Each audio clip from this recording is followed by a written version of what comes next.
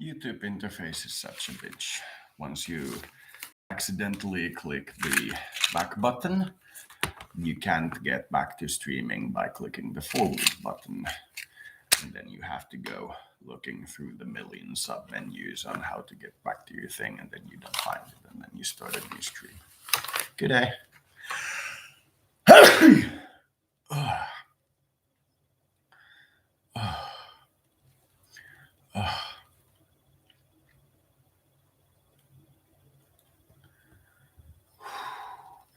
Never did find the thing I was looking for this.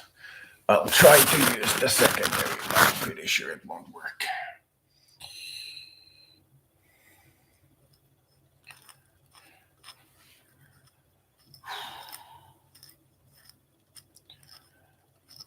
Everybody's looking at the NATO door.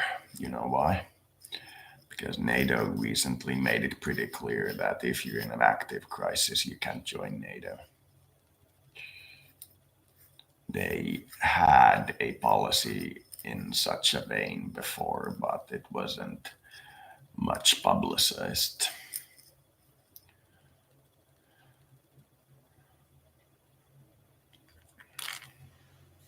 So Finland's national defense can truly be said to not have the NATO option, because people won't vote for NATO before a crisis, and if they vote for NATO, they can't get in during a crisis.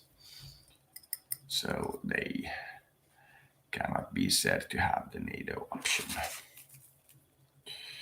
which means our defense rests on our bilateral defense treaties with the Western nations that we have, as well as a domestic military and, let's say, smart foreign policy. So if this situation continues to build, but doesn't count the kind of escalation that would make NATO entry impossible, then just the fact that the situation is escalating might cause the Finns to seek NATO. We've seen some public polls, and it seems like support for NATO is, in fact, increasing somewhat. It seems. I am not surprised by this. By the way, the animal kind is quite worried that humanity will at some point blow its head off and start a war. Animal kind is worried about that. Much more, for example, than I am. That's because their understanding of what such a death would be is far more visceral than mine, and I don't have the understanding to see such a war in terms of the horror it would be. In fact, in such a case, the birds are smarter than me. The small animals.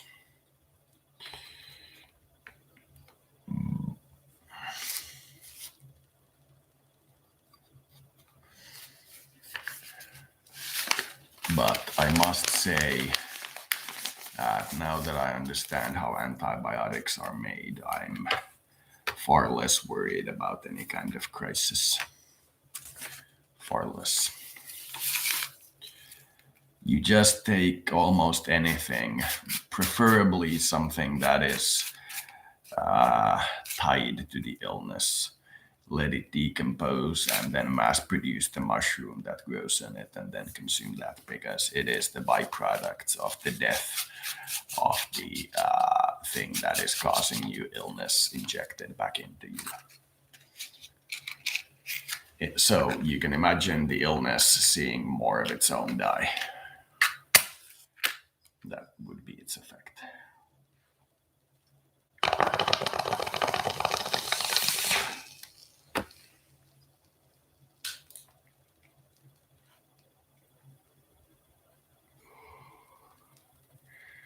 Like if a human, when he dies, releases like gases and such into the environment, and those gases in high concentrations are dangerous to living humans.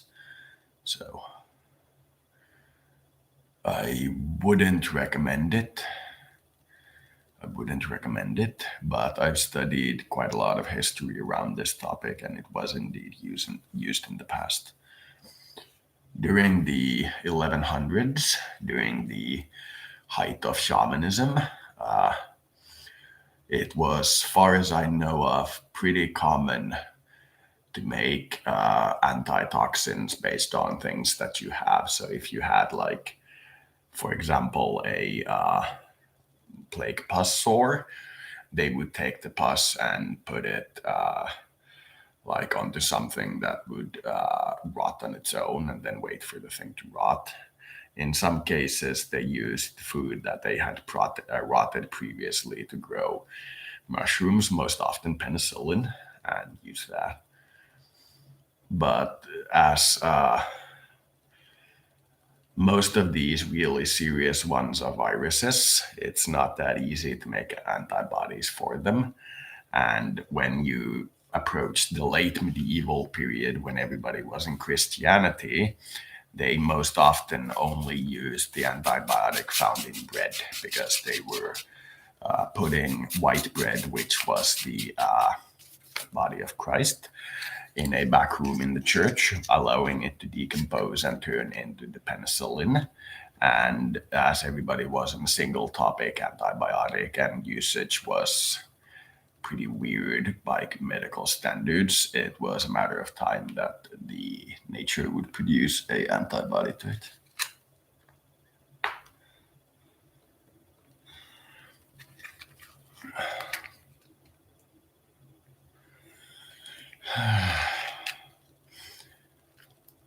White bread pox.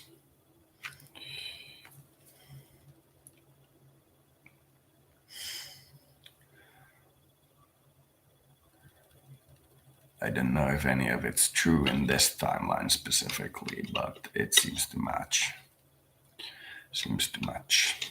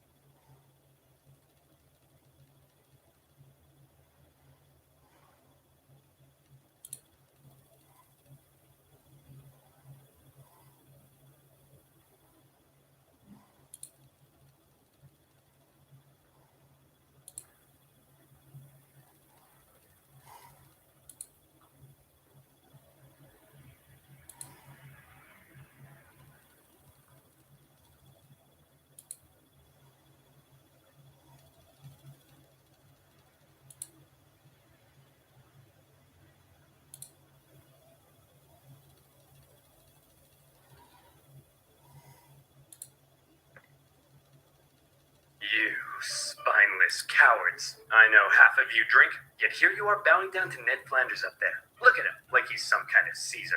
Ugh, don't be so dramatic. I obviously don't think I'm Caesar. Now release the lion.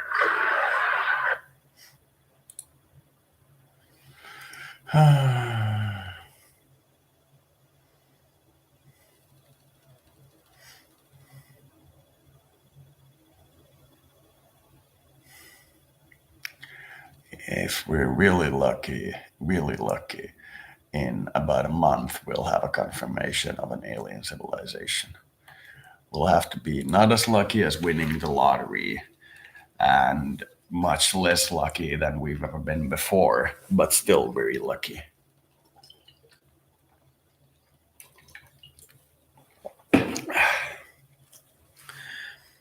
I'd give it the kinds of odds where if it was a small town, I'd say buy a single lottery ticket. Not to win, but to be in on it.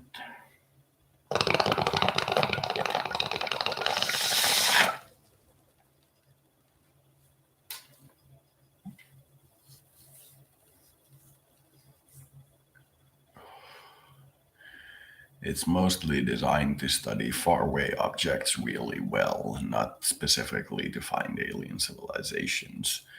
But one of its side uses that was basically discovered at some point turned out to be alien discovery.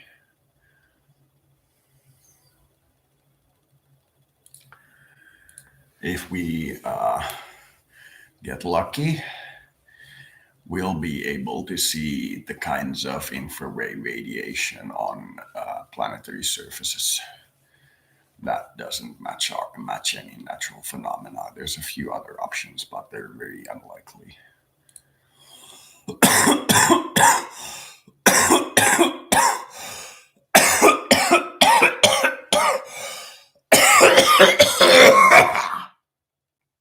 Ah.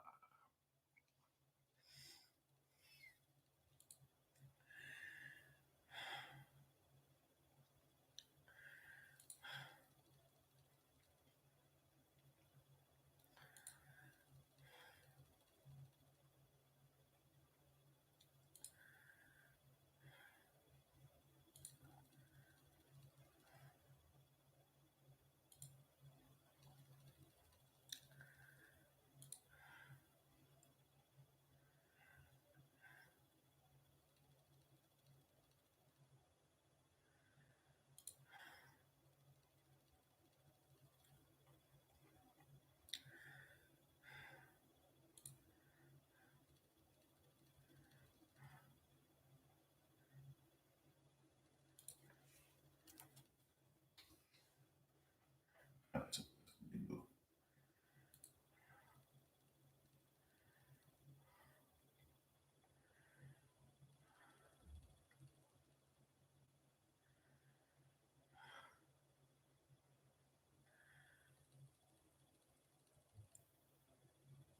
Ah.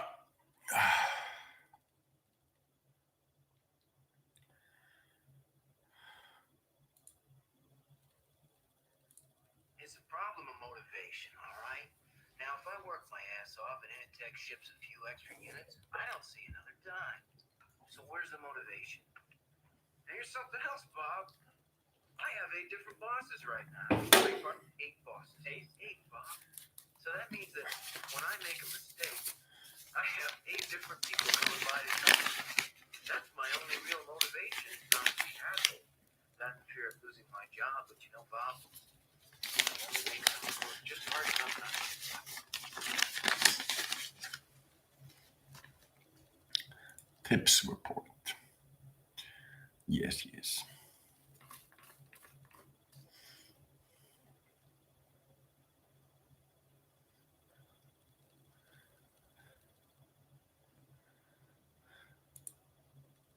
And thousands were sentenced to death. The noose even earned itself a new nickname. Stolipin's necktie. I don't get it. Oh, I see. Because it goes around my neck. That's so funny. But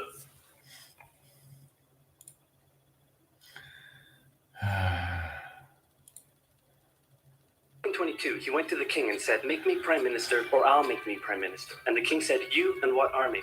"This army." Fair enough. fair enough.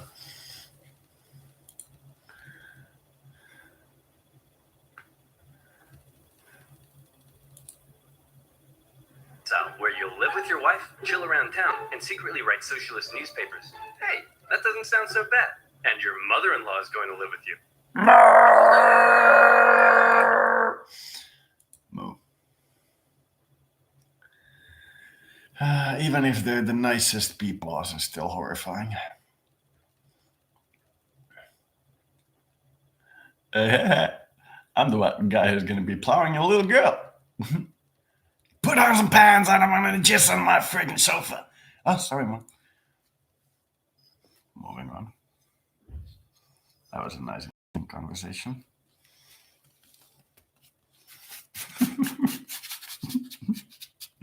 Where are you on the pants? I don't want to jizz on my sofa.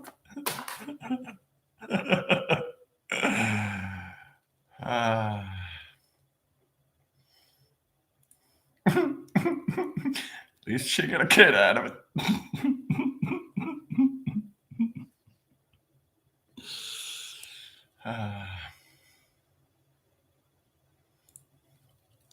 Goo goo gaga. Some point you're gonna have to, drive her to some kind of soccer practice or something. Jiggle, jiggle, jiggle. No.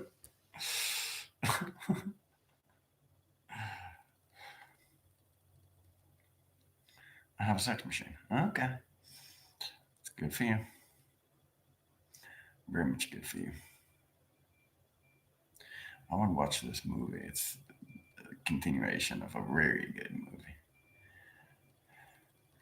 I know, there's a couple important people throughout history.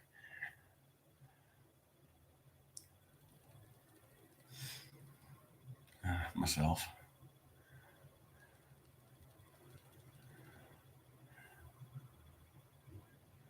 Nessa and Issa. Did you know Essa is a Finnish name? The guy lobbing us into orbit. Come over here. Bah! Straight to the moon.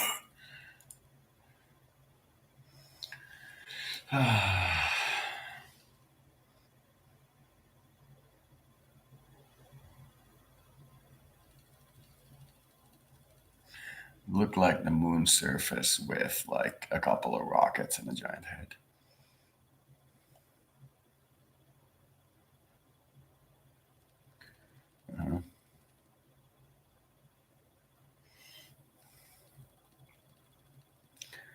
Deltas V SEALs.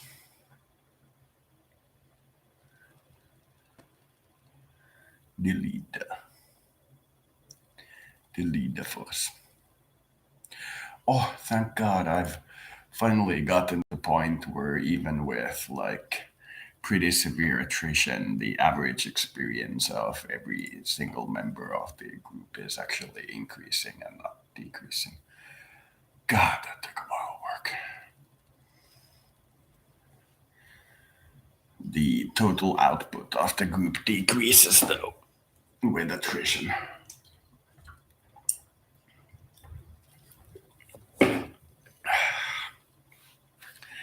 But the last guys to the field will be just as experienced as the first guys to the field. But total punch will decrease.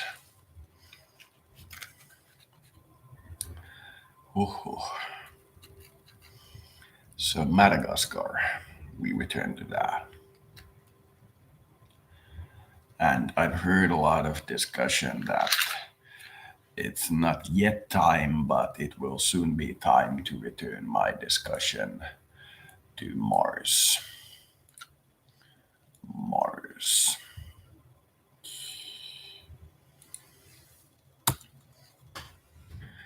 Let's do this and put our head in the microwave again. This is definitely head in the microwave. But we knew these alien civilizations and AI civilizations were gonna pop up, so it's not really worrying. It is definitely, though, a young civilization. So I think we will be uploading the Xmas special of Madagascar and seeing if there is. I recall faintly that we did a New Year's special, and then I might actually play it for a while. It looks like I did the support thing on Democracy 4, and it looks like the idea is solid. Increase taxes, increase services. That seems to be the plan. And taxes should be increased in a way to hit trade and tourism most, but the help should be given so that people in the low category, especially those benefiting from low trade or tourism, benefit the most. That seems to be the rough idea. You can't pay for everything, but you can pay for a lot of things.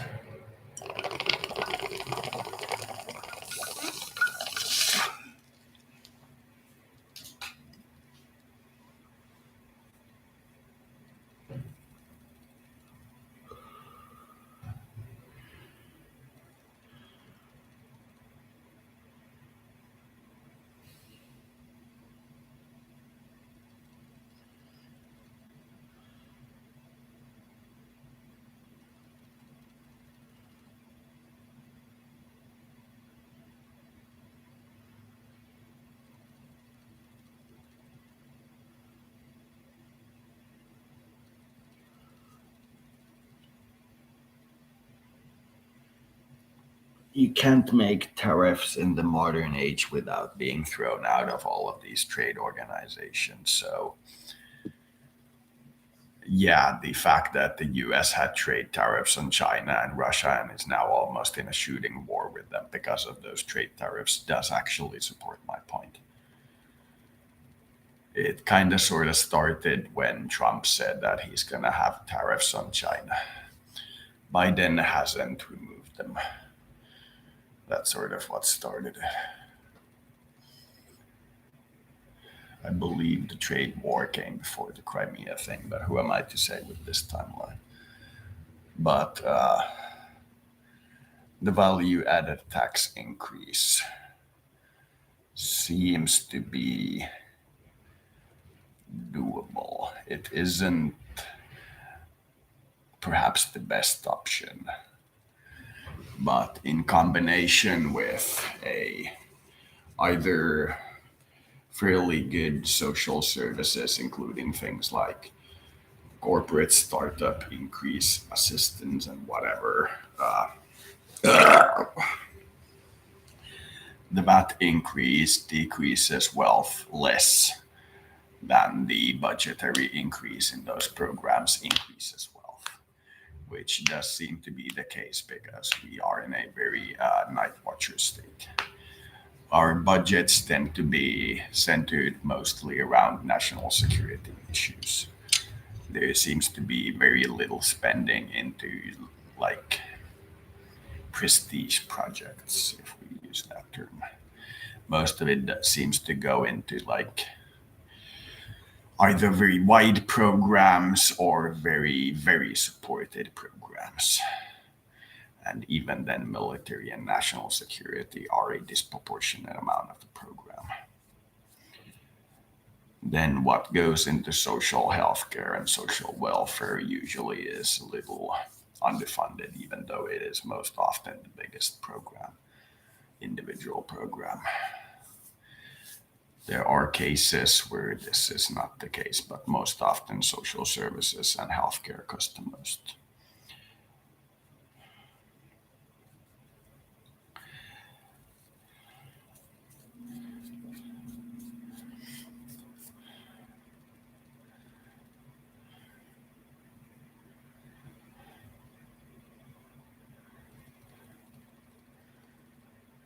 That's what these models have taught me. At a certain point, tax increase to increase services is no longer beneficial, but we seem to be, as nations, far below that point. Far below. But if we do not do the corporate tax or similar unemployment reform, we will be fucked. We will be very fucked. starting to look like increase in VAT reduction in corporate tax and increase in spending towards poor. That seems to be what's going to happen. Then we'll have a larger, healthier middle class, and that'll be a stabilizing influence. I realize that I used to support polarization, but on the grand scheme of things, it is not a smart outcome. A lot of the stuff from that particular religion ended up being incorrect. Some of it was true, but a lot of it ended up being incorrect. And by true, I mean accurate enough to use for like day to day purposes. True.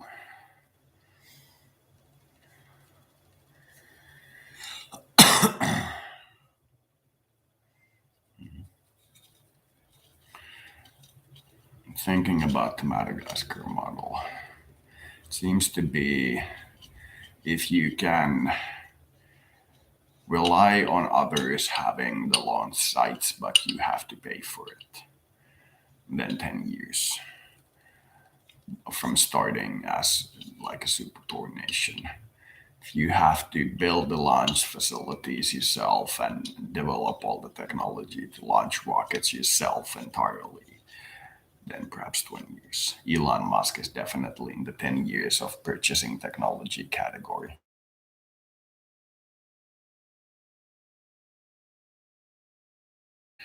And it looks like we'll be able to do our first satellite launch in 2030. Looks like. Looks like. If we're lucky, we'll have what can be described as a space station in 2035 and a manned mission to either Mars or the moon by 2040. But it is a lot of work. If we reduce the national debt from 25 to 30% to around 5 to 15% and have some amount of budgetary surplus, we might be able to build a domestic launch and development site at maybe 2030. That might be doable. By comparison, if I got the Scandinavian Union or the Nordic Baltic 8 to do this, it would take a year at most, by comparison. So we're not talking about a like modern developed nation. We're literally talking post-nuclear apocalypse. So we're looking at 10, 20 years. The object or the reason for doing this drill was that the Fallout conversation in the game with the Mr. House character says that he'll have people in space in 50 years, and I thought I can do better than that, and thus I'm testing it.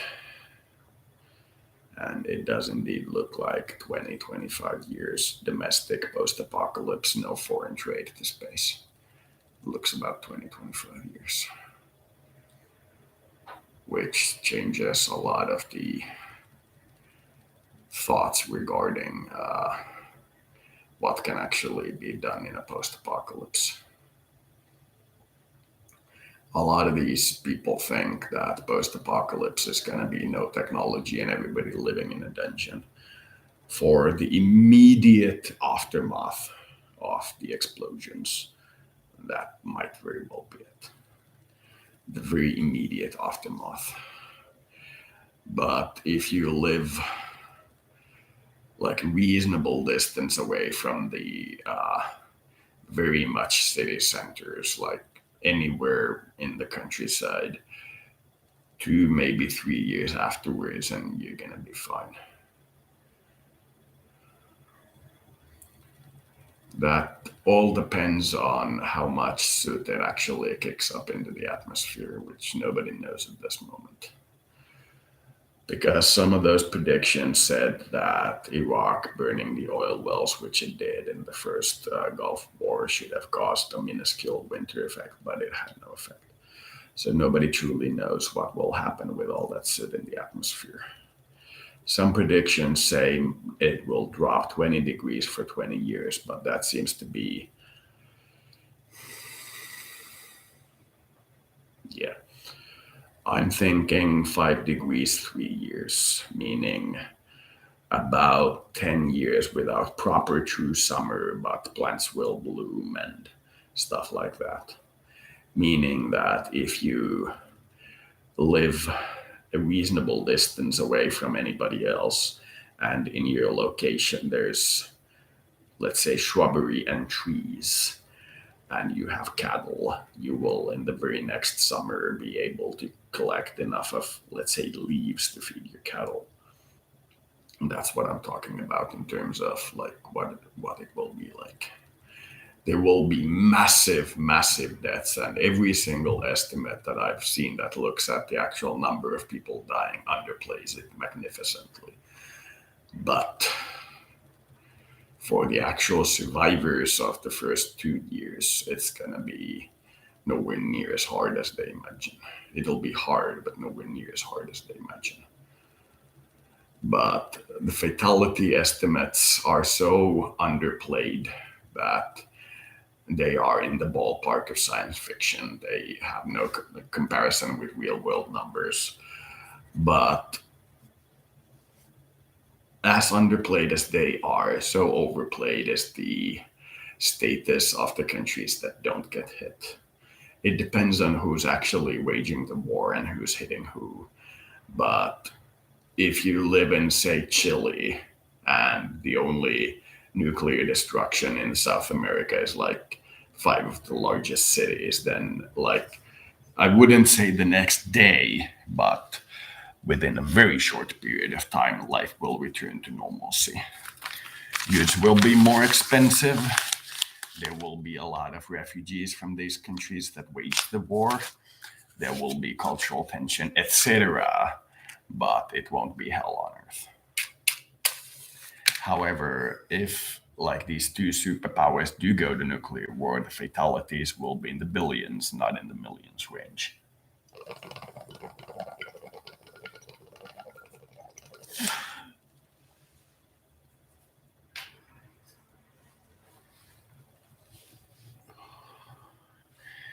They are not estimating how difficult it is after a planetary infrastructure collapse to actually ship in the quantities of food and such that the northern hemisphere in its nuclear winter would require.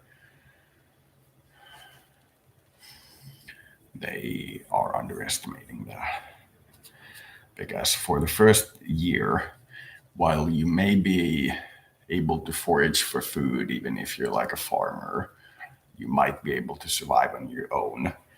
There is, without any kind of good support and in bad growing conditions, very much not enough food for the cities.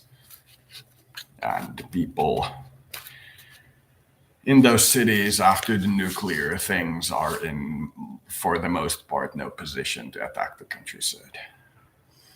If a city is not hit and its government manages to actually survive, which is very unlikely, but it does manage to survive, and has some kind of access to an energy resource like oil or gas, something that can be used to fuel cars, then that particular city will be absolutely gargantuanly rich afterwards.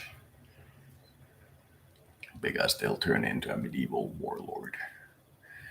They will simply drive to the nearby farms a la communism and confiscate all the food and then drive home. Then wait a year for a new farmer to move in with his own stuff and do the same again. Farming farmers, if you will.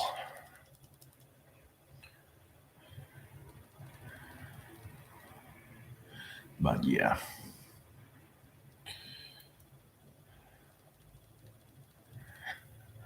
If it turns into, say, the two superpowers nuking it out, then I would consider a low fatality estimate to be 2 billion. That would be a low estimate. Even if nobody strikes neutrals. Only those directly aligned with the opposition will be hammered. Then still the fatalities will be in the 2 billion range. because it will be.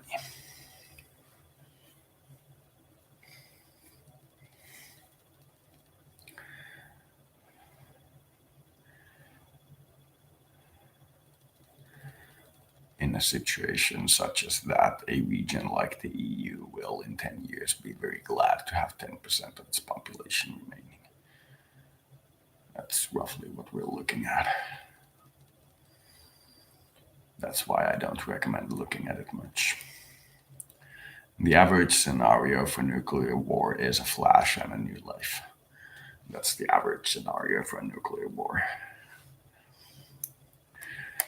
There might be some panic, some initial confusion, but you will quickly adjust to being in that new body and you will go like, well, it's fun.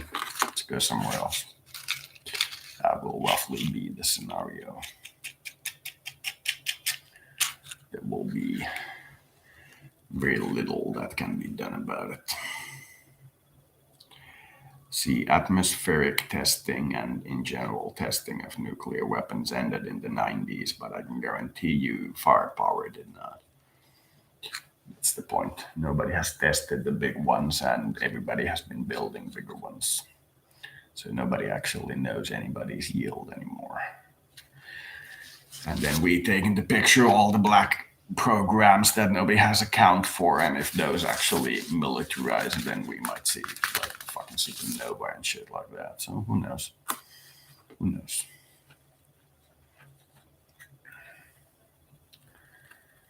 Who knows?